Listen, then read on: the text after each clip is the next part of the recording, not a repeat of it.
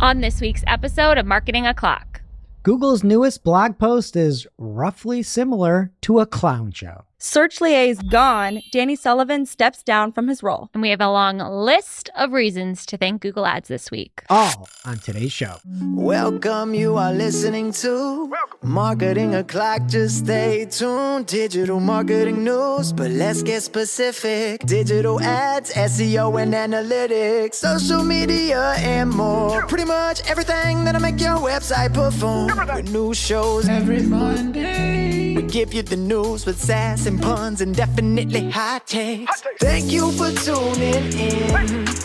You know what time it is. It's officially Marketing O'Clock. Settle in, sit back, keep it locked. Hey there, I'm Christine Zernheld. AKA Shep. I'm Gracie Miller, And I'm Greg Finn. and it's officially Marketing O'Clock. Here on August 11th, 2025. What's going on, guys? I've got a few things that We need to introduce Gracie. What are you doing? Oh, I don't know. Hello. I just feel like everybody knows Gracie. This is Gracie. Yes, Gracie is a dynamo here at Cypress North and is going to be phenomenal filling in on the show. It's vacation season and maybe she'll have a regular spot as well. We'll We're see. excited to have you here today. Well, I'm excited to be here. I'm looking forward to it. Yeah, get these Gen Z takes from, we get them from Julia, but it'll be nice to hear your takes today. So, especially in Speaking social. of Gen Z and age Oh, no. and things like that, I was kind of flying high for like a little bit. Like I'm all tallied up. We already know that. I have a Whoop and it came out with like Whoop. what your body ages. It's a health tracking app. And I got this notification. It's like, hey, you now have, I can tell your body's age. And I'm like, oh, this is cool. And I looked at it and it's like, you are aging at like the slowest rate. And you Oh. are 1.7 years younger than you actually are. Nice. So I'm like, this is really cool. And then I realized they started collecting data back in March. And so I looked back in March pre-sports season and I had gained an entire age just during sports season. I was 40 and I moved up to 41. You're like Obama in the White House. I know. And then I'm like feeling kind of good, whatever. And we went out last night with a couple of people from work for Maggie's birthday. And Thanks for the invite. I almost made the drive. You should have. And so we get to this bar. It's a total dive bar. And we walk in and the bartender is like drunk and vaping. It's like that kind of bar. And she's like, IDs. And so I'm like, okay. And I'm trying to pay to get the round. And so I go to get my ID out and she's like, and there's 9 people, probably 9-10 people. And she goes, not you. Oh, That that hurts. It was only me.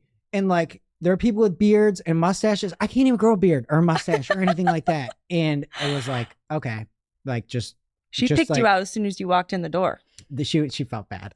I'm like, lady, I'm twice the drinking age. Like I'm twice the age of the people. Like I get it. But anyway, so I got knocked down a bit Oh, with that. I'm sorry. That Yeah. is unfortunate. It happens to me more often than not now, too. It's really hard Yeah. when you stop getting ID'd. But it was just funny, but not you. Like that's a bold statement to do that. And then I have had some other stuff going on too that is like hashtag bad boy activity, I would say. Uh-oh. I was going out to Naples around Rochester to go on a hike with the kids. It's like Finger Lakes in New York. And I packed everything up. I had a picnic lunch. I had everything going on. I'm driving through my little town and I see there's a police officer behind me. I'm like, oh, good thing I'm not speeding or anything like that.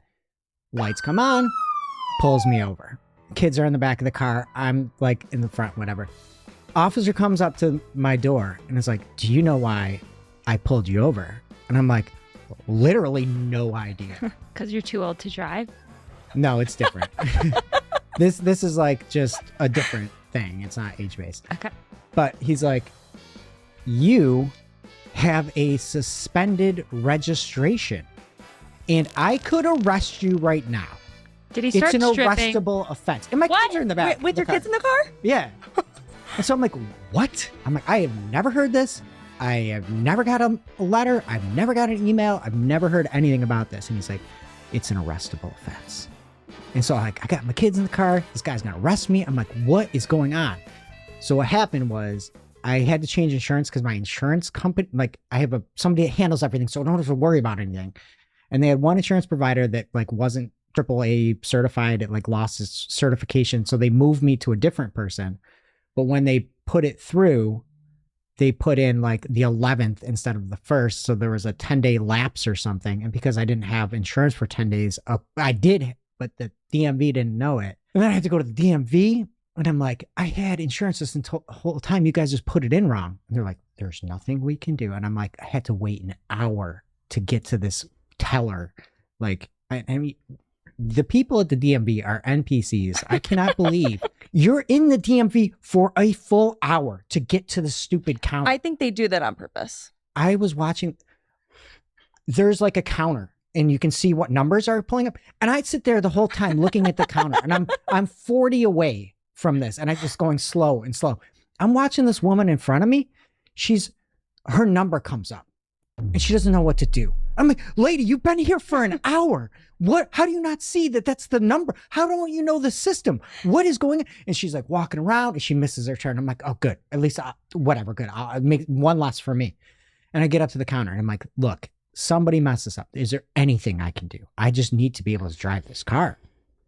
And the woman's like, there's nothing we can do. And I'm just like, how can I drive this car?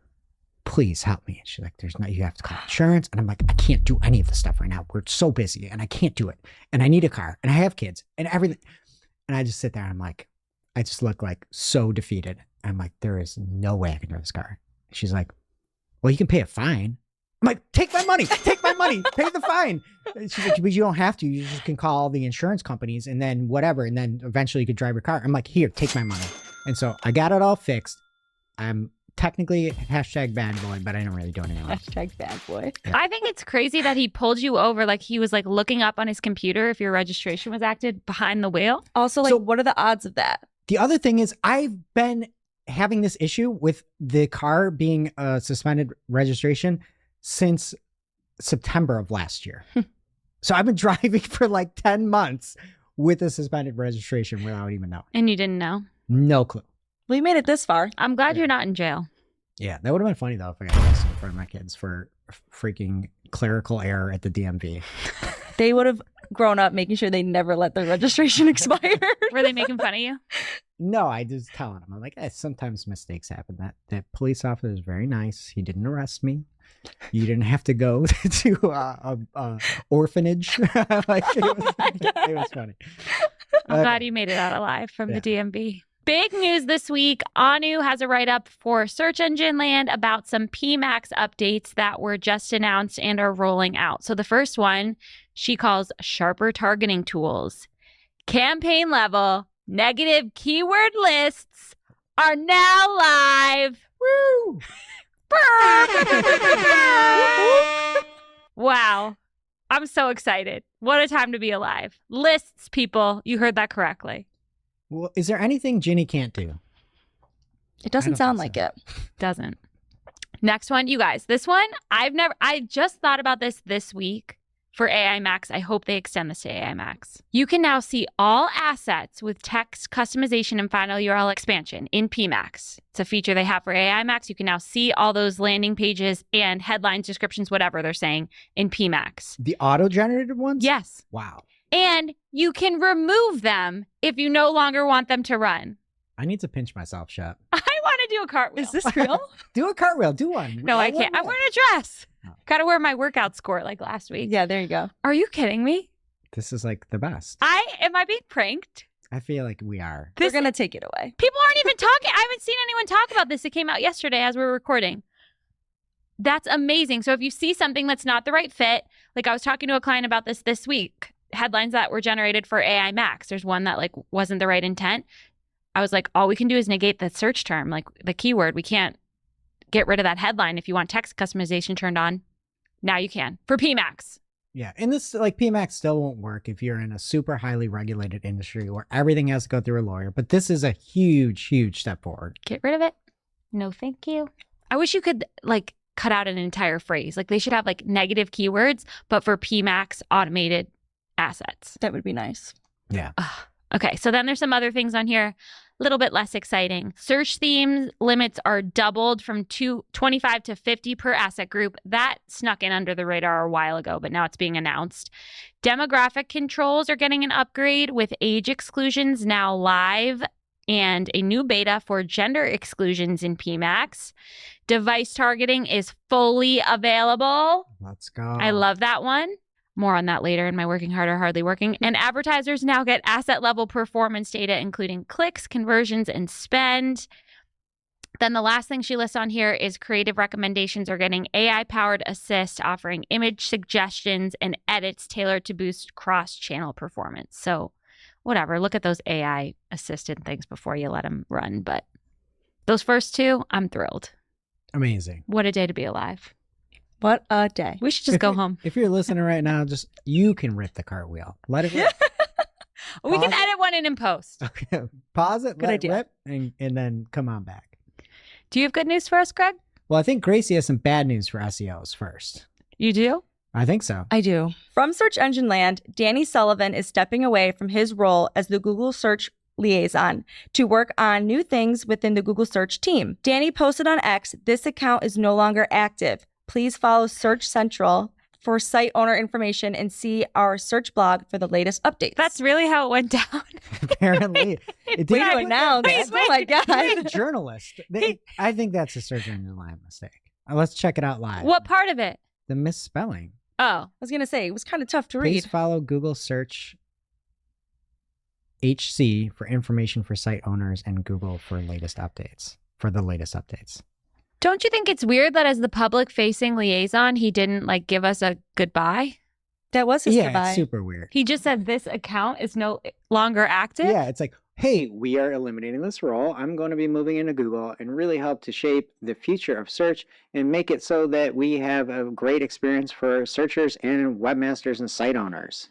He got us talking about it. That's really weird. For how much PR that company has, it's shocking, the lack of thought. I feel like Google's PR team is probably the most educated group of idiots on earth. Wild. That's crazy. And it's just funny too. It's we see the big improvement with Microsoft getting their own ads liaison with Nava Hopkins and how good Ginny's doing. We've already talked about Yeah. it. And then it's oh, nope. You SEOs out of luck. Go talk to Google Search HC, which I don't even know what that is. That's really sad. Yeah. And then go get propaganda galore over on the keyword blog. But there's a lot more to this, and we have the one and only Barry Schwartz on interviewing all about this change. So stick around. We're going to talk about everything, including a big question that I had to ask Barry. And speaking of the keyword blog, there was the most fantastical fiction piece over there written by Liz Reid, VP at Google, the head of search. And it was called AI in Search is Driving More Queries and Higher Quality Clicks. This post, I feel like, is the inflection point, the tipping point for anybody that owns a website's sanity. Liz Reid came out and said that overall total organic click volume from Google search to websites has been relatively stable year over year. And the point of this post was to debunk all of these fantastic studies that these third parties like Ahrefs and everybody is putting out showing the drop of clicks.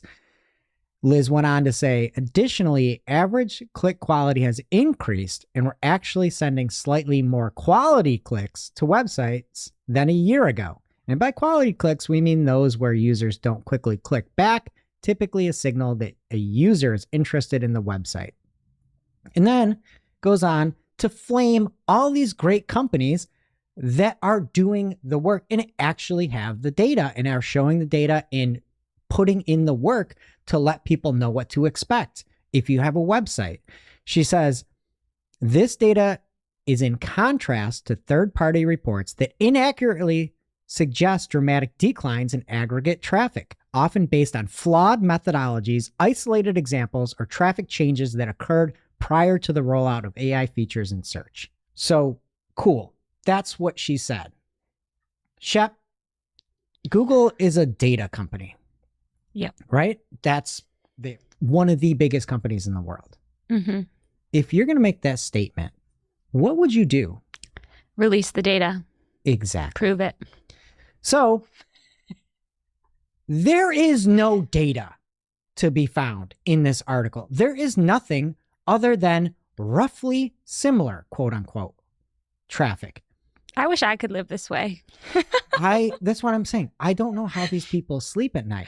They must be so dumb that they think they're doing something good. They're coming out here and saying that these studies, and they put out this response after response to these studies, flaming all this hard work that people are doing.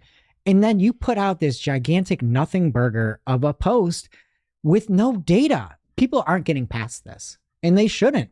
They shouldn't be getting past this. It's crazy to just be able to do this. Barry Schwartz over on Search Engine Roundtable had a fantastic post on It's New. I was like, this is like what Danny Sullivan used to write. Like, Barry is a very even-keeled person. And he's came out in his post and he's like, I do have a question on Google's year-over-year line because AI Overviews launched over a year ago in the US. So I'd like to hear how this year compares to maybe 3 or 2 years ago. Of course, you can say Google has been expanding AI Overviews, which is now used by 2 billion monthly users, blah, blah, blah. But I mean, Google's claim that the third-party studies were flawed because of timeframes they looked at. This is the same issue with Google's very own statement. And then Barry writes, in this line, quote, we continue to send billions of clicks to websites every day and believe that search's value exchange with the web remains strong, end quote. And then Barry says, I just wish Google be more specific with their statements, like they were on ad performance with and without AI overviews being baseline. And that's something where it's like ads and they actually gave data and there's information and percentages and things like that. And then Barry said, I did ask Google about Search Console and why we don't have the data there yet. Google initially said the data is not in Search Console because AI Overviews and AI Mode were in Search Labs, a beta. But this is no longer. So instead, Google Search Console lumps the AI Overviews and AI Mode data as normal web data and gives us no way to filter it out. And then when you see the great decoupling in your Search Console reports, Google is talking about the great decoupling, and we don't have filters to see the data ourselves. It makes us scratch our heads. And no, Google did not get back to me on why we can't filter data in the Search Console, even though it is out of beta. Glenn Gabe may be the most rational human. Like, I feel like he is, you would probably have to punch him walk up to him and punch him right in the face to make him mad. Right? He's just like a calm, collected guy. Still, he might be like, oh, it's okay. Thank you for punching me. You must have had a hard day. It hurt your hand on my jawline, on my chiseled jawline. And so Glenn said, like I said yesterday, Google needs to stop the BS and just explain that AIOs in AI mode are causing drops in traffic to a number of sites. Sure, I have some clients that are not being impacted by AIOs at all yet, but many are being impacted. All the GSC screenshots of decoupling show that. It is ridiculous that they would not admit that is going on. Liz Reid did say some sites are decreasing traffic-wise, but that was late in the article and not directly attributed to AIOs. It's not a good look for them. People are not dumb. They have eyes and they can read charts and interpret the data. And I went off on It's New on Barry's channel this week. It's just, I can't take it anymore. At some point, it is literally the emperor's clothes. I know we talked about it last week. I talked about it before, but I can't not see real life. Yeah. And I don't care how many PR people you put in a room with as many degrees as they have, spinning out this web of stuff. I just want to say my clerical error at the DMV shouldn't be an arrestable offense, but this blog post by Liz Reid should be an arrestable offense. How can you just say these things? If I was Danny, I wouldn't want to talk to anyone either. Yeah, and we're going to talk about it more in the take of the week, but when they say things like clicks, there's no definition. So when they say clicks to a website, technically Google is a website. Are they talking about clicks to Google? Blah, blah. And it's all so thinly veiled, and it's just not accurate. And if we should make a petition to have Liz Reid step down because of this blog post. I'm not joking. This is a disservice to everybody. And when you are out there and maybe you're not as experienced and you don't know everything, maybe you don't listen to Marketing O'Clock, and you're like, why is my web traffic going down? I'm doing everything. I'm doing everything that people are saying. I'm trying so hard. I'm making such great content. I'm doing everything in the world to make this work. I'm reading this Google post and it's slightly whatever, roughly similar. It should be roughly similar, and I'm down 50% or I'm down 30%. This does not help that person, and you are not being helpful, and you are being dishonest. And even if you think that you can sleep at night because you're skewing the data some way or another to be like a website, Google counts as a website, higher quality clicks, blah, blah, blah, you are doing a disservice to everybody that actually had some sort of credible thought about your company. It's insulting. Yeah. And on that, its new post, there was a comment that I liked, probably because of the first part. It was from Peak 195. It said, Greg's right. Power comes with responsibility. Give something back, some data, some insights on where the search AI publisher ecosystem is going. And I feel like that's just all that we really want, and is not to be told that what we're seeing isn't true, but more so just the truth. And now for this week's Cool tool. As a reminder, our Cool Tool segment is not an official endorsement or paid mention. We're simply sharing something we found in our travels that may be of use to our listeners and is really, really cool.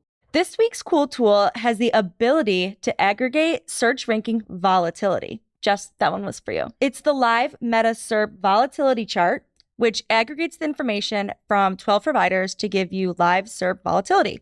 And Greg, the 12 includes some of your favorites, Okay. like Mongols. Mangools. Yes. My favorite. I even practiced that and I still said it wrong. Systrix Okay.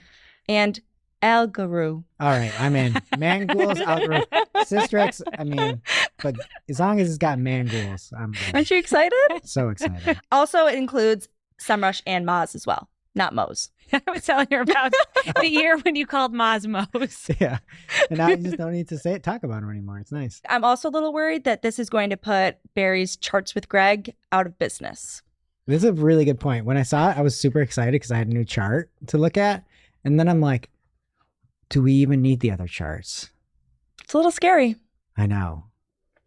What I'm on would you the do hot seat. without Mangools? I'm on the hot. Yeah, I know. We need to get some perspective. We need the data. Like, we're not Google. We actually like data. Yeah. So what do you think the volatility is right now? What's the metric? Is that a 10? Yes. I'm going to go 8.7. Seems pretty volatile. You're a little close. You sticking with that? Yes. It's a 7.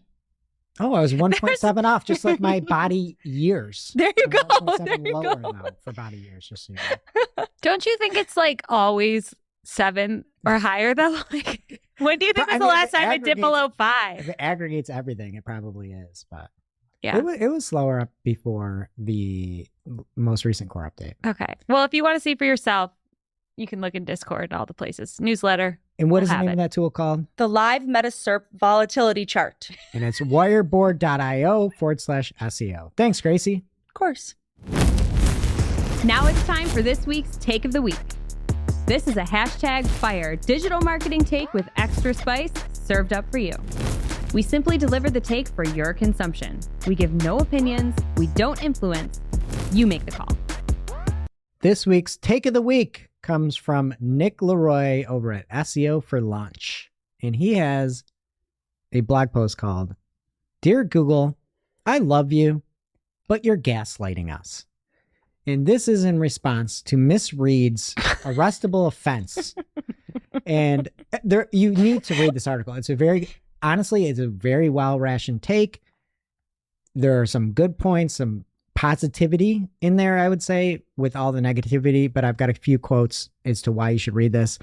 Nick says, Google needs to pull its head out of the sand. Their legal team might be experts at phrasing things carefully, but no amount of PR spin can hide the reality unfolding in search. Then goes on to talk about the careful language that is being used with total click volume. He says, I'll refer to they Google moving forward, since this clearly isn't a personal note from Liz or any small group of Googlers. Technically, they might be telling the truth. We know Google has ramped up internal linking within AIOs, which I suspect is propping up this so-called stable click volume. But let's be honest, they never claimed those clicks were to external websites, just that the total organic click volume is stable. Big difference. Great point. Mm-hmm. I stole his point earlier. You credited it. Sorry, Nick. I love you. I'm gaslighting him now. Nick goes on to say, with slightly more quality clicks to websites than a year ago, he goes on to say, I'll give him this one. It might be the most straightforward line in the whole piece. Without a doubt, before AI and AIOs, websites were raking in a lot of low quality, unqualified traffic. So yes, maybe Google is driving slightly more qualified clicks now. And then he talks about the third-party reporting that Liz talked about. And Nick goes, this is where I had to put the phone down. And I could practically hear the collective eye roll from the search industry. Again, I'm not saying they're lying, but any experienced marketer knows you can use data in two ways. One, to determine the performance narrative, or two, to justify the performance narrative that you've already chosen. The former reflects what's really happening, the good, the bad, or ugly. The latter, that's cherry picking data to sell whatever narrative fits best. Mm-hmm. There's more to it. I would just implore you to go read it over at SEO for Lunch. Again, very, I would say, unbiased take, but also pretty negative to this god-awful article that was written. So thank you, Nick. Now it's time for this week's Pew Pew Lightning Round. At this point in the show, we split up our content into 3 parts: paid, organic, and social. First up in the paid universe this week, Kirk Williams. I don't entirely remember where this started, but there was a LinkedIn post, and he, in the comments, asked Ginny Marvin, a wonderful liaison from Google, who's still with us, luckily. He says, I'm curious if you're able to tell us whether negative keywords are included in the algorithms to help train smart bidding. And she said, basically, no. Negative keywords are one of the criteria the system checks for campaign and ad group eligibility. Unlike positive keywords, which I've never heard Google say before. Nope. Like they're just keywords. That's new. Negative keywords look only at the words themselves and not the meaning. For keyword eligibility, we use technologies like Gemini to better understand the intent behind the search query and match the most relevant, best performing keywords. I mean, not a surprise, but I think that should change the algorithm. Like if you add a negative keyword to PMax, especially, or AI Max, I think that'd be cool if it like looked at the meeting, but no such luck. Also, how do you interpret that answer? What do you mean? Are negative keywords used or not with No. Ginny's answer? That's what you read out of it? Not to train smart bidding. Sure. What did you read it as? It's just Ginny didn't write that. Yeah. It's Google PR not saying anything. Mm. Read where it says they don't use negative Unlike keywords. positive keywords, negative keywords look only at the words themselves and not the meaning. For keyword eligibility, we use technologies like Gemini to better understand the intent behind the search query and match the most relevant, best performing keywords. Yeah. I mean, to me, it's like this is going to limit all that using negative keywords to train the algorithm could do would be like make Google less money. So why would they do that? You know what I mean? But there's no answer in there if you look close. It's Google PR nonsense. And we're on It's New, and I was trying to cover this, and Barry's like, well, so they use them or don't? And I'm like, I can't tell you off of this statement. Nobody knows. So during the show, Barry tweeted at Ginny and said, at Ads Liaison, can you clarify if this is a yes or a no? ? It wasn't clear. Greg Finn thinks no. So I think no, but I can't like say for sure because there's nothing in there. And she didn't respond. No response. Bummer. We're waiting, Ginny. I think it's a no. Okay, next up here, Google is sending out emails to advertisers about ads in AI mode. It says, be a part of the most powerful AI search experience as customers explore their biggest questions with AI mode. So this has a couple of screenshots that are interesting since nobody's actually seen an ad in AI mode, what it could look like. It says key benefits. It's everything we've already heard. Be a part of the user's exploration, your business as their next best step, connect in new moments of untapped intent. It says ads in AI mode are relevant to both the user query as well as the content of the AI mode response. They can be text and shopping ads from search, shopping, and PMax campaigns. And they will be available in the US, English, mobile, and desktop. And currently they are an experiment. Something that was news to me for this, it says to show ads in AI-powered search experiences, you need AI-powered targeting solutions. including AI Max for search, PMax, shopping, or broad match on search. I thought you needed AI Max. So yeah, I heard a rep tell me recently that this is going to start with like consumer packaged goods. So it's going to be a long time for me to. And in the original Ad Age article, they had said that it will be rolling out Q4 this year. Oh. The other funny thing, if you look at that newsletter type thing that they sent out, I don't know what that's called. Was it just an email? It's an email. Yeah. Oh, the email they sent out. So there's a section called SEO guidance. And the first one is like focus on valuable content for people, blah, blah, blah, the usual. Ensure we can access your content, obviously. And then the third thing that they recommended for SEO guidance is to understand the full value of your visits. Focus on how well users get information or finish tasks, not just on clicks. They're like, oh, clicks, don't look at that. Isn't that funny? And then Because nobody's clicking on them. roughly similar. Yeah. What's the point if you're not getting any clicks? Like, I'm Yeah. just making content for fun? I was like, oh yeah, don't even worry about clicks. It's like you couldn't script this like crazier than like the Wizard of Oz. It's like, yeah, don't look behind there. Oh, but also like, you know, roughly similar. That's crazy. Yep, not surprising. Next up from Kendra Bennett for Adweek, Google is in some antitrust drama again. Supply side platform OpenX is suing Google, alleging that the tech giant engaged in a range of anti-competitive behaviors through its ad tech business that ultimately harmed OpenX, and they had to forced to shutter its server in 2019. So they're pretty mad. They allege that Google disallowed publishers from setting price floors that could incentivize the use of rival ad exchanges, even when publishers wanted to. So whatever. Another day, another antitrust lawsuit for Google. And they Not lost good. the last one. Yeah. And they were way wrong. And this seems like it's another one. Hopefully they lose Yeah. so they can get their head out of the sand or whatever Nick had said earlier. I'm still waiting for it to like benefit us, but No. Our time will come. keep waiting, girl. what are those CPCs going to drop? Right, right. Next up, Google Ads API version 21 is now available. There are a lot of changes, and AI Max is a big part of it. So if you're an API person, go check that out. Also, things to comply with EU political advertising changes. Oh, no. Next up, an update from VogeTech Audi. Google Ads has quietly updated how ad strength is calculated in Performance Max by including site links as a factor. In the interface in Google Ads, site links now appear alongside images, videos, headlines, and descriptions and products used to assess ad strength. I mean, you should have site links. They're great. So another reason to do it. Also, site links may be the most important thing if you were to talk to a professional and be like, what is maybe the most important asset that you could have? Probably images, probably site links. Site links first for me. Next up, Thomas Assel is letting us know that Google Ads is rolling out a new tool to A/B test images and videos in demand gen campaigns. So that'll be really fun for creative people. Oh no. What? We have a new segment. Oh, I Oh, love boy. new segments. It's from Greg. It's called Wellness Check on Anthony Higman. What a good name of a segment. I'm a mother, Greg, I didn't know. and a lady, and I can't read these tweets. Okay, would you like me to read the tweets? Listen, just because I heard Miss Rachel say SHIT, She did? she spelled it That's on an crazy. interview. She was on Kylie Kelsey's podcast. Kylie set her up. She was like, do you swear? Wait, is it? And she oh, no, said it? Is this related to your boy Trav?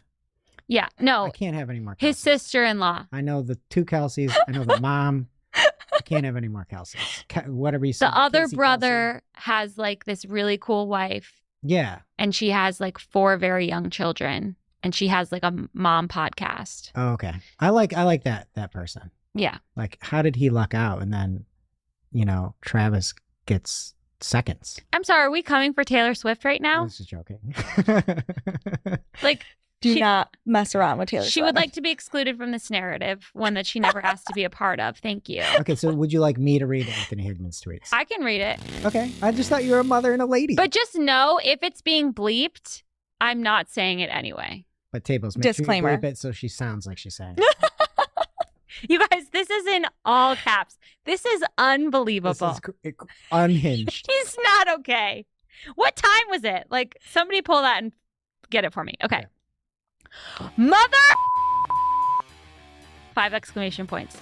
Then this piece of thing called our client directly. He is on vacation, you piece of. That's why we didn't complete that step yet. Jesus Christ. This is getting so old, yo. He hired our agency to get this done on his timeline that we already discussed, and now you're bothering everyone for an account that was set up 2 days ago because what? You need money? Star. K. Off! Okay, there's more tweets to it too. Can we just call Hickman quick and do a wellness check? We should do a wellness check. Okay. Is he going to answer? He always I hope answers. so. If he doesn't, then he's not okay. I know. We need to send help. Yo. Yo, you're on air. Okay. So What's going on? we've seen the tweets. Shep just read the big tweet, I'm worried about you, Anthony. the Yeah. We all are. calling the client directly. We're just doing a wellness check because we all love you. Are you okay? Yeah. I mean, it's grinding on me. Look, dude, it's gonna be okay. If you need any help, let us know, and then maybe we can pull you in on an interview too, just so you can pop Okay. off. Yeah, would love to. We're crazy rant on all these topics for sure. Okay, well, just get that Sarasota water, take a little dip, put your face in, cool off, calm down, and take a deep breath. Yeah. Will do. All right, love you, brother. Appreciate it. Bye. Bye, guys. Bye. Bye.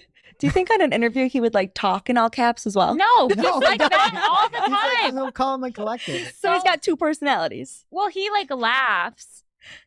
Like he's funny, but Yeah. he's never like, "Rah!" That's crazy. Wait. Oh yeah, you weren't here. It was so Last drastically different online. Mhm. year. Shep, 10 out of 10 performance by you. I agree. Okay, and somebody that is looking to enhance their search to a 10 out of 10 is Reddit. And according to The Verge, Reddit wants to be a search engine now. Reid Hoffman from Reddit said that every week, hundreds of millions of people come to Reddit looking for advice, and that we're turning more of that intent into active users of Reddit's native search. They also have their Reddit Answers that is rolling out globally. It's actually pretty cool. It's just summarizes a lot of different takes on there. So another item that is also Reddit is that they have claimed the top spot is the most cited domain in AI generated answers.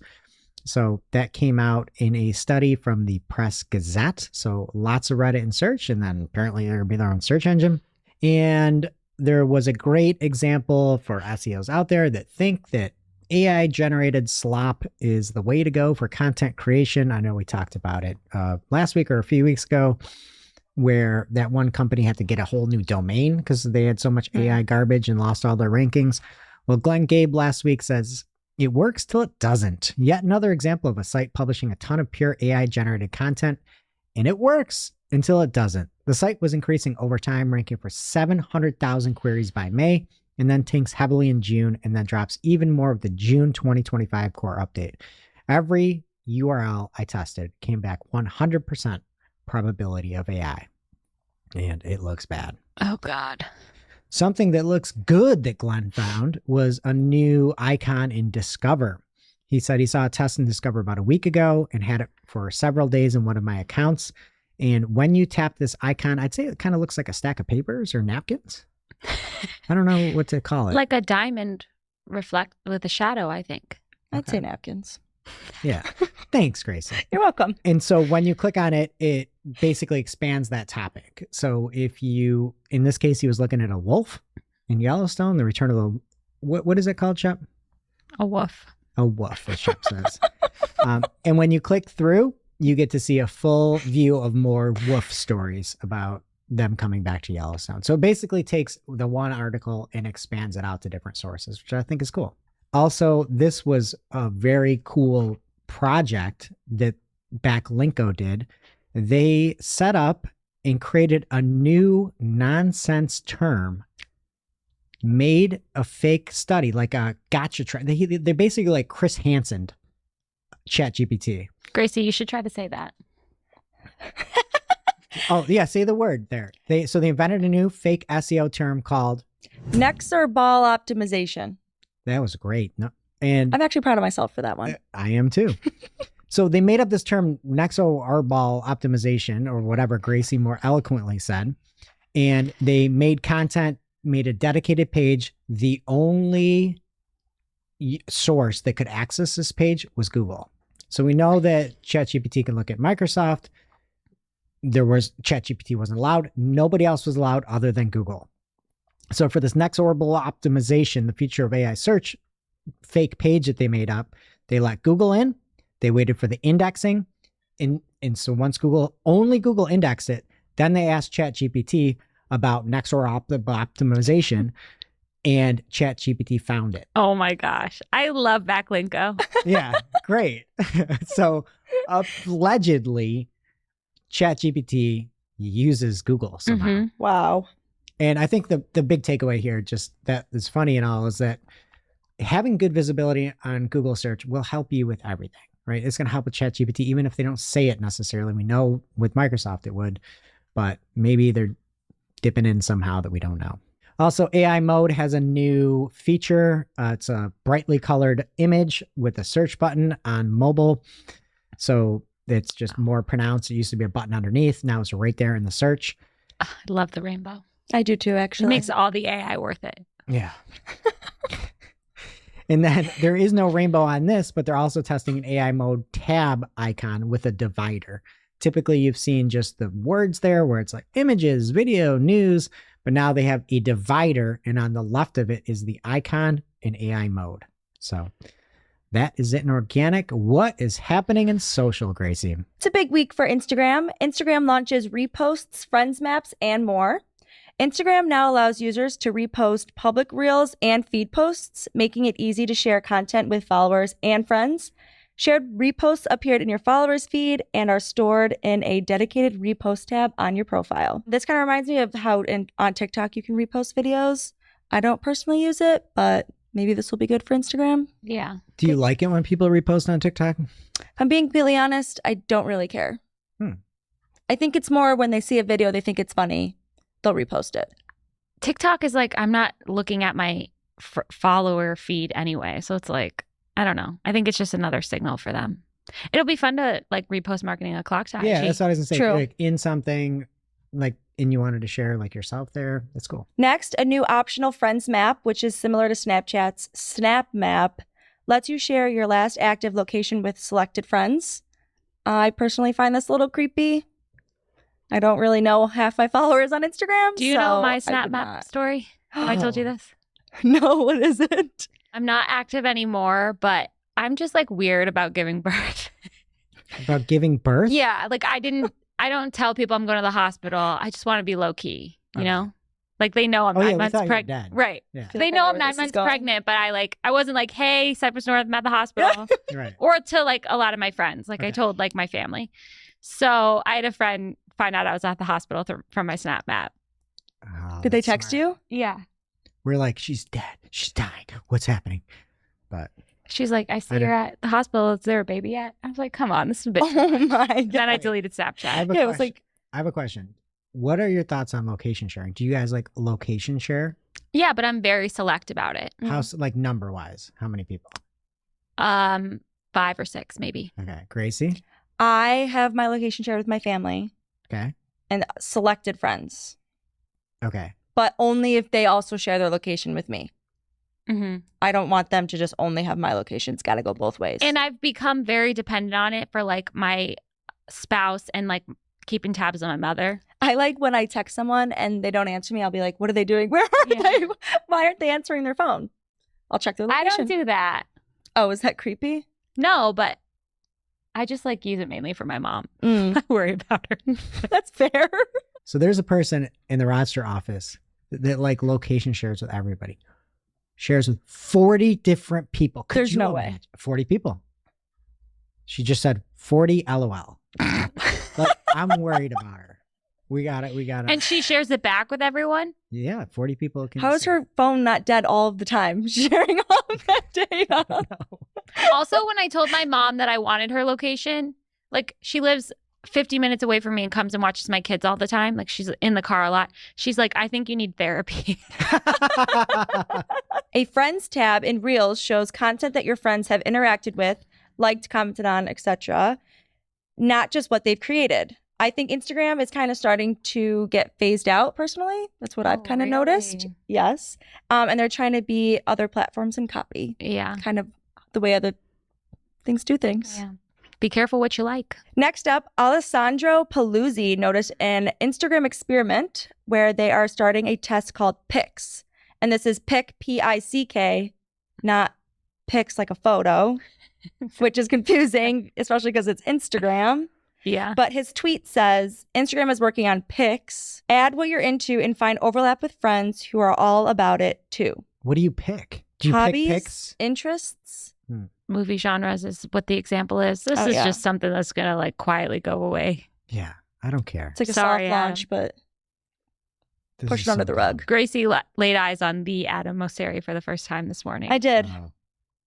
He's a dweeb. He went to the Met Gala. Okay, then he's not a dweeb. He is. You were right the first time. Next, X is looking to utilize Grok to verify user ages in order to meet the new regulations in the UK. The platform is experimenting with a new selfie verification process that would only allow adults to access sensitive content. It's a little creepy. I can't be the only one that thinks that. Super creepy. I hope the selfie verification, you don't have to have sensitive content on there. It's like a live selfie. No, Yeah. thanks. But- I don't want. What if you get Botox and then you can't watch something? It's a good point. Or like, what if you start reverse aging? Yeah, Yeah. totally. But I mean, Apple does already have like our faces scanned. Yeah. I trust Tim Apple more than Elon Musk, though. Okay, deal. I agree. Finally, Blue Sky reaches 38 million users, though post volume is declining. And I didn't know what Blue Sky was until this morning.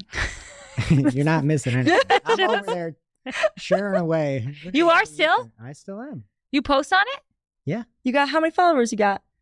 Or does it not work like that? And no, It you have does. followers. It's essentially Twitter X, but I'm logged out of here. Oh my gosh, I'm never gonna be able to get back in. I have 321 followers. Wow. It's pretty impressive, Greg. It's actually not bad. Yeah, but there's nobody's on there. Why do you keep posting? I don't know. He's got 320 people he's got to stay in contact with. Mm-hmm. Yeah, they're waiting on every single piece of my only promotional tweets over there. Skies, You don't know. blues, who knows? And that brings us to our real life segment, straight out of our accounts and into your ear holes. It's time for Working Hard or Hardly Working, where we talk about what's going on in our IRL work, good, bad, or otherwise. Hardly working for me this week. I have preached a lot about how PMAX can work really well for lead gen if you are optimizing for a lower funnel conversion action, so like a qualified lead. You're like the face of the industry for this. I know. And we have an account that has like the most qualified lead funnel stage I'm optimizing for anywhere. It's Like, do you have to put get a credit check or something? yes, it's a soft pull credit check. It's legit. So I'm just like spending away on PMAX. We have a mobile only PMAX campaign and it was surprisingly doing really well. And I'm like, oh, these kids and their phones. No, bots. We got spam with a qualified optimization goal. We're gonna get to the bottom of this. Yes, early stages, like we're still investigating what happened, but I'm just like, what can I believe anymore? I know. You did a great job. You're getting credit back, everything like that. But we're gonna get to the bottom and figure out how it happened because this is like absolutely absurd. It pre-qualified. Right, you have to go through the soft credit pull. This is not like a form fill, and we're seeing like one click and two fully filled out forms in a city. Yeah. So it had a huge influx of conversions one day, and then channel performance said they were all from YouTube. I was like, this is extremely sketchy. So anyway, just be careful, even if it is a qualified lead. What about you, Gracie? Hardly working for me. Microsoft advertising, which is not really a shock. Letting me log in for months. Then all of a sudden it acted like I didn't even have an account. After about 3 days of trying to log in, Shep had to re-add me. Yeah. And- Anything access with Microsoft. It was a really painful process. How? How? It made it onto like my TikTok feed. People are TikToking about like the That's two-factor and crazy. everything. Yeah. It's affecting that many people. Mhm. I have one thing where I can't get onto Teams on the web app, on the browser. Or I can on the browser, but I can't on the Teams app. And then in Buffalo, I can get on both. And on my phone, I have it, but then I can't on my laptop. It's absolutely absurd. It's aggravating. All right. And for me, we've got a client that's sort of like newsy, and we have like the ability using the URL slugs to figure out like recent news within that month. And there's just some really nice dynamic options within Google Ads now. So you can use Performance Max with a page feed, or it contains with the, like maybe it's 08/2025 in that slug. And you can pull into ads like fresh content, fresh news. So you got Performance Max like that. You could do it with DSAs, and you could do it with AI Max now. It's just really cool to be able to see some of these things, like creative ways to actually leverage some of these features.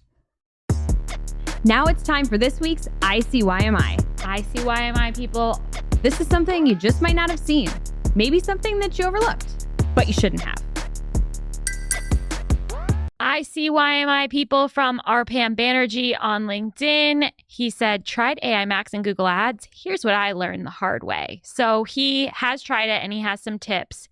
He says, bottom line here, key takeaways, AI Max works best when you stop limiting it. You're using AI features, but disabling what fuels its flexibility. You're undercutting your results. And he experimented with turning final URL expansion and text customization on and off and saw worse results when he had those things disabled. So I've seen this in my accounts too. Unfortunately, it just doesn't work as well in those highly regulated spaces. But thank you, Arpan.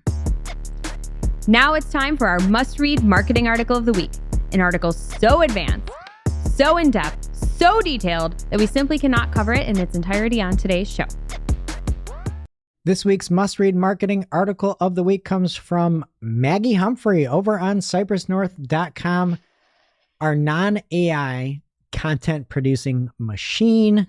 She is her. This is a fantastic article that is called How to Use Google Merchant Center Attribute Rules, a step-by-step guide. And within this article, if you have any question about attribute rules, she talks about what they are, what you can use them for, how they actually work, when to use the attribute rules, and then how to use attribute rules effectively. And she is a machine, content machine. Go follow her on LinkedIn, writes for Search Engine Land. But this one is on Cypress North, and you definitely need to check it out if you're in shopping. Okay, and now more on Danny Sullivan leaving his role as Google's search liaison while still continuing to stay at Google. We have Barry Schwartz, Rusty Brick himself. Let's go to the interview. All right, and I'm here with the one and only Barry Schwartz, Rusty Brick. Thanks for coming on the show today, Barry. It's not your first time. You actually hosted Marketing Clock back in the day. But we've got big news. We have heard that Danny Sullivan is no longer the search liaison at Google, but he's still going to be working at Google. Do you have any insight into what or where or why or anything, any of the W's as to what he's going to be doing? Well, I could guess. I mean, Let's if you want guess. you want me to guess. That's what we do on the show. Okay, so I do believe that he's going to be working at Google in the Google search team, and he's going to be sent to different Star Trek conventions to rate them on behalf of Google search. You had me at the beginning of that answer and you lost me at the end. Yeah, it just seems like he's staying at Google, right? That's all we Yeah, really in know. my opinion, I think it's just going to be doing the same thing, but internally focused only and not have any external focus.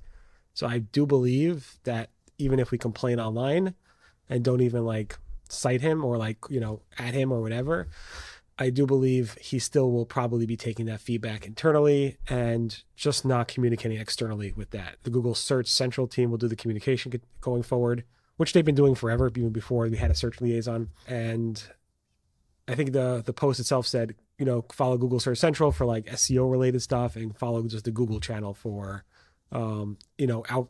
search related features that Google releases. I always thought that was a weird position, just candidly, the search liaison, because unlike the ad side of things where there are like specific answers or like different answers that you can give to people that are paying you money, it's just much more nuanced and I guess not as many answers to be had. And Google typically just doesn't talk about specific items like that on the organic side, right? And there was a lot of overlap. Like sometimes the Google Search Central channel would like announce Google updates, and sometimes it would be the Search Liaison who announced it, and sometimes it would be both.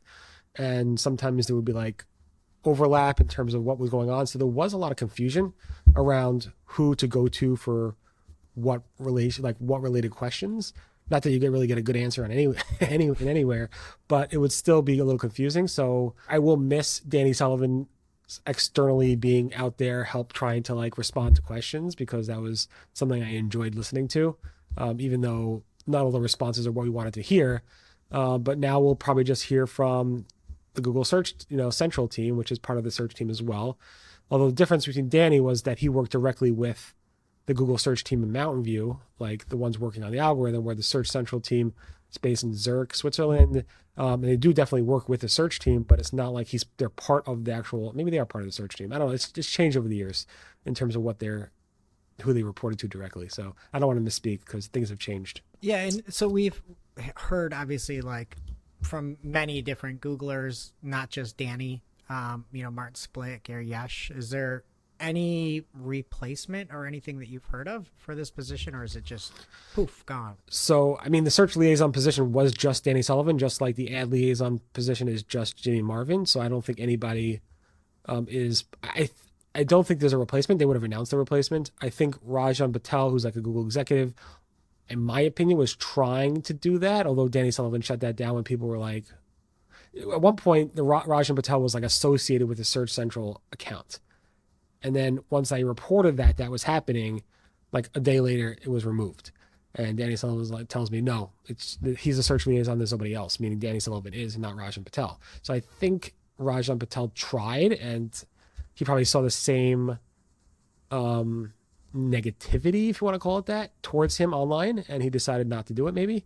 I think they were trying to, in my opinion, I think they were trying to have somebody replace Danny in that position, but it was just something like, why would I do that? Why would I go ahead and want to get all that negativity pointed at me online 24/7? Yeah, and we discussed this a little bit on the show, the Daily Show on your channel. It's new, Rusty Brick on YouTube. Go subscribe to that. And that was sort of one of your thoughts, was that there's just a lot of negativity associated with this position. Obviously, some people have their livelihoods on the line and things like that. Is that why you think that maybe it's Danny, or that somebody else doesn't want this position, is due to the negativity? Yes, I do think that. I know you disagree with me. I think it was just too much and too harsh. And my point on our show when we talked about it earlier was that, yeah, the negativity is part of it, but you also can't really do anything. And I feel like Ginny gets negativity and can take it, respond. I feel like on the paid side, there's far less handling, I would say, in a way. And it just seems like a bad job, in my opinion, to be able to say people are going to hate on you all day, and you can't give anything specific. You can't talk in any specifics. Everything's going to be make content that users want to look for. And I feel like that element alone, where somebody like Danny, who's used to doing so many different things and not being able to like actually communicate the way that he's communicated his whole life, that seems stressful if I was in his shoes. So I don't think like Google like hushed him. I think he was allowed to say what he wanted to say. But I guess if you work for a company, you're not going to like outwardly say something really negative about the company. I mean, he has said things like, yeah, I wish we were doing this. I wish these sites were ranking better. I wish, and the team is aware of that. And it's something that I reported back to the team. So he has spoken like that. But you're right. He doesn't write the algorithms. He doesn't push the Google update buttons. He was there to communicate what the search SEO community and the outwardly just general Google searchers were, showing what they were feeling back in an organized manner to the Google search team. So they could go ahead and make changes if the Google search team, whoever makes those decisions, decided to make those changes. But it was just Danny's job to say, this is what the externally is being said about Google search. He could say, I do agree with it or I don't agree with it. And that information would be pushed up to the right teams to decide if they want to go ahead and take action or not. I do believe Danny Sullivan is very, very well respected in Google, especially by the Google search team. So I do think his opinions actually mattered a lot. But at the same time, some of these things take forever. Like you saw with the Helpful Content update, September 2023, that's a long time. So, and he did make promises. Like he did say things will change, and nothing really changed. It just got worse for a lot, for most, not all, over the years. Although it got better recently, but you know what I'm saying. Yeah, and I know you're a big football guy, going to the Jets training camp. One thing that I think is always hysterical is that people give like grades on the draft before people even play. But we've seen Danny's tenure as a search liaison. What would you give him as a grade as a search, I guess the first ever technical search liaison? A grade? Yeah, draft grade or post playing grade. I don't know. I mean, it's hard. I mean, when you leave that position, so it's like in hindsight, I know he's done with it. I think early on it was very good. I think he was doing a very good job early on. But you're right. His hands he couldn't make the changes that he wanted to make. Not that he was able to, because he wasn't able to make those changes. So it's a hard position. I think he was on a lot. He knew he was on the pulse of everything. So I don't know, a B? I don't know. I'm not sure. I think he started really strong. These last year, at least the publicly facing stuff, and I know he said he was pretty active on some other things and communicating, but publicly, especially with like AI overviews and everything that's going on, and what we heard last week where things are roughly similar and all that stuff, I feel like that was a big miss, at least on the Google PR front, and that could have been something. So I think it dropped from an A. And then also, just to reiterate everything we're talking about is speculation. And then Barry and I have worked with Danny for years. We both love Danny. He is the absolute best. He is the funniest person in the industry, just the nicest person. So we are biased. We have like inherent bias because we like Danny Sullivan. So just want to put that out there. I want to talk highlights. What was maybe, do you think, the peak of, because I have a peak for sure, of Danny's time as the search liaison? I can go first if you want. You're probably going to steal mine. No, you go. Okay. I think it was Buckle Up at Brighton SEO. You were there for that speech, right? I wasn't in person, but I know it was on a Jewish holiday. Thank you. Oh, okay.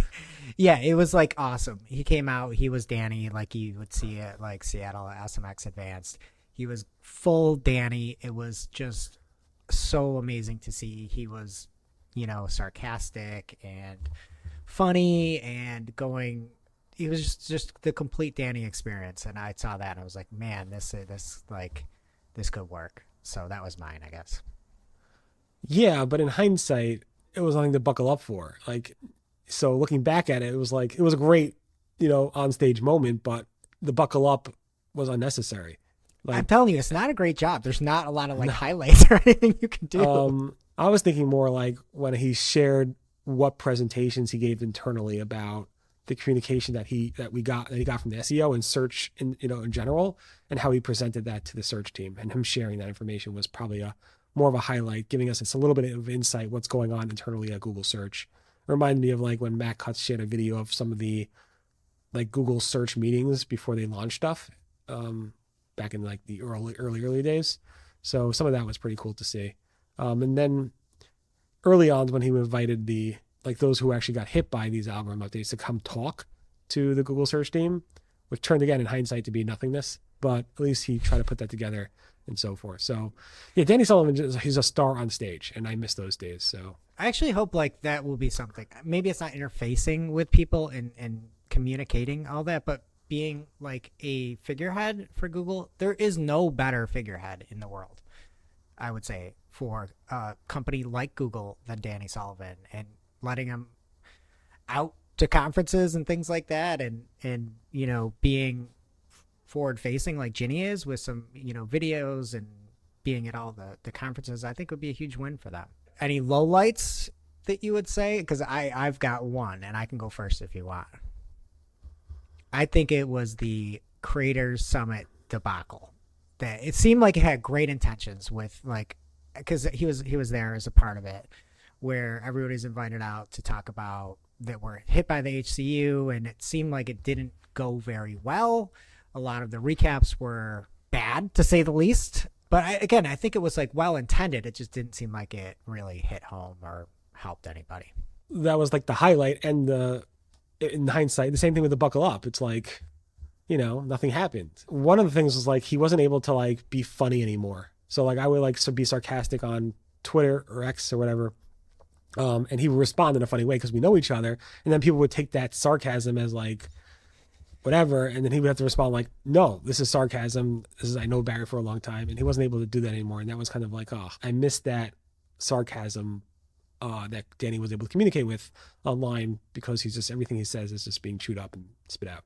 Yeah, you'd say something like, oh, should we just block every page on our site? And he'd be like, yeah, do that. That'll work. And then because it's like so Danny, and it's like, then you can't say that anymore. It's a tough job. That's my thought is it's hard not being somebody that you are. And he's funny, sarcastic, amazing. So what's the way forward now for webmasters with issues? There's no search liaison. What do people do? So Search Central, you could point to them. I'm sure somebody monitors that stuff. I assume Danny still is going to be watching what's going on. I could be wrong, but yeah, the louder you are online, generally, the more publicity you get, the more people, Googlers will see it. You saw what happened with HouseFresh and so forth. That stuff really tended to work for them. But not every website could actually do that. So yeah, Google Search Central for like the Google forums. And John Mueller is very reachable on Blue Sky, which you have to sign up for Blue Sky to get there. So I would say probably Blue Sky with John Mueller is probably the best bet right now. Okay. And then the big question, gaping hole in Google communications. They need somebody that understands search. Are you the man for the job? No. No? A hard no. No, I'm not doing. No, I have my own company. I'm not. No, I'm good. I mean, I think I would be good-ish at it because I'm numb to everything online. So you could say the worst things to me. It doesn't make a difference. It just like, I don't feel anything. So I think I'll be able to handle it from that perspective. I know Google Search very well, but I have a company. I'm not doing that. I feel like even if you did, you would like quit in a month. They'd be like, hey, you have to say that clicks are roughly similar. I don't think they would make me say that. I don't think so. And you'd be like, I'm not from saying what I that. understand from Googlers internally, they wouldn't. I mean, the top level executives, they are told, and they probably believe it. I think they believe it, to be honest.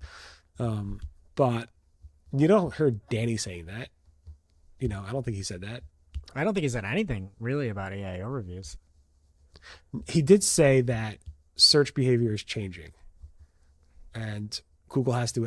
Maybe I'm wrong. I think he said this. Like, searchers are adapting, and people want different things, and that leads to different user experiences. And this is the future. Suck it up. I mean, that's what happened with universal search in 2006 or whatever it was, and that's what happened with Reddit and all these other things. People are wanting certain types of content, and Google's going to adapt. And feature snippets we all complained about, and so Google's always going to be out for the number one thing, making the searcher happy. And sometimes that's at the expense of site owners and publishers and so forth. Awesome. Well, thanks for taking the time to jump on the show, Barry. Every Friday, you've got a full search recap across organic and paid over on Rusty Brick on YouTube. I'd highly recommend checking it out. And then you and I do daily show Monday through Thursday called It's New, also over on Rusty Brick, along with Morty and Anu. Where else can people find you? Anything to plug? Yeah, I mean, it's everywhere on Rusty Brick. So anyway, except for TikTok, nobody wants to see me dancing. Oh, I actually would do. That would be my number one source of content consumption of yours if you started dancing on TikTok. Okay, I'll work on that. All right, thanks so much for coming on, Barry. Appreciate it. And now on to our playlist of curated songs to work to. You can head over to playlist.marketingoclock.com to listen to Marketing a Playlist. I will be adding A Summer Place by the Hollywood Strings Orchestra. Greg? I will be adding Indigo by MGK. Is it a new one? It's a brand new one, just released today. Haven't listened yet. Probably won't. Gracie? I will be adding Wondering Why by the Red Clay Strays. All right, that does it for today's show. It is now officially not Marketing O'Clock. Thanks for listening. We miss you already. We can't wait to see you next week. Thanks for listening to Marketing O'Clock. If you're looking for more information on today's topics, head over to marketingoclock.com/newsletter to receive every single article we covered. We share the news as it breaks in our Discord community. Head over to community.marketingoclock.com to join.